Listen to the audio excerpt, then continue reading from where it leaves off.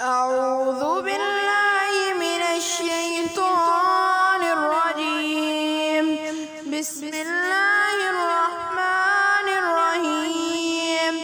والذاريات ذروا فالحاملات وقرا فالجاريات يسرا فالمقسمات أمرا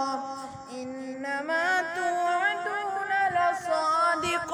وإن الدين لواقع والسماء ذات الحبك إنكم لفي قول مختلف يؤفك عنه من أفك قتل الخراصون الذين هم في غمرة ساهون يسألون أيان يوم الدين يوم هم على النار يفتنون ذوقوا فتنتكم هذا الذي كنتم به تستعجلون إن المتقين في جنات وعيون آخذين ما آتاهم ربهم إنهم كانوا قبل ذلك محسنين كانوا قليلا من الليل ما يهجعون وبالأسحار هم يستغفرون وفي أموالهم حق للسائل والمحروم وفي أموالهم حق للسائل والمحروم وفي الأرض آيات للموقنين وفي أنفسكم أفلا تبصرون وفي السماء رزقكم وما توعدون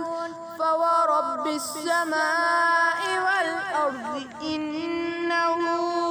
لحق مثل ما أنكم تنطقون هل أتاك حديث ضيف إبراهيم المكرمين إذ دخلوا عليه فقالوا سلاما قال سلام قوم منكرون فراغ إلى أهله فجاء بعجل سمين فقربه إليهم قال ألا تأكلون فأوجس منهم خيفة قالوا لا تخف وبشروه بغلام حليم فأقبلت امرأته في سرة فصكت وجهها وقالت عجوز عقيم قالوا كذلك قال ربك إنه هو الحكيم العليم قال فما خطبكم أيها المرسلون قالوا إنا أرسلنا إلى قوم مجرمين لنرسل عليهم حجارة من طين مسومة عند ربك للمسرفين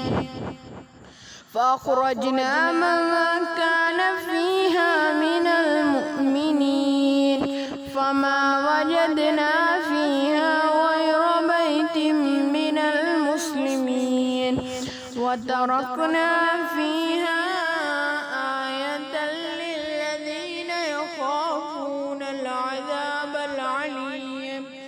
وفي موسى إذ أرسلناه إلى فرعون بسلطان مبين فتولى بركنه وقال ساحر أو مجنون فأخذناه وجنوده فنبذناهم في اليم وهو مليم وفي عاد إذ أرسلنا عليهم الريح العقيم ما تذر من شيء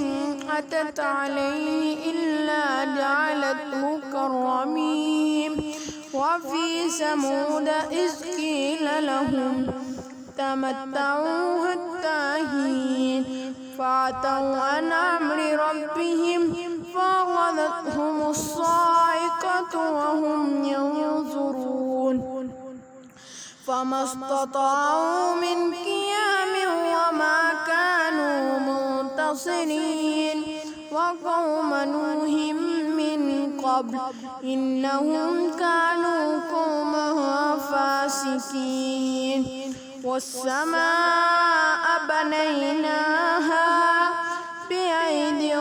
وإنا لموسعون والأرض فرشناها فنعم الماهدون ومن كل شيء خلقنا زوجين لعلكم تذكرون ففروا إلى الله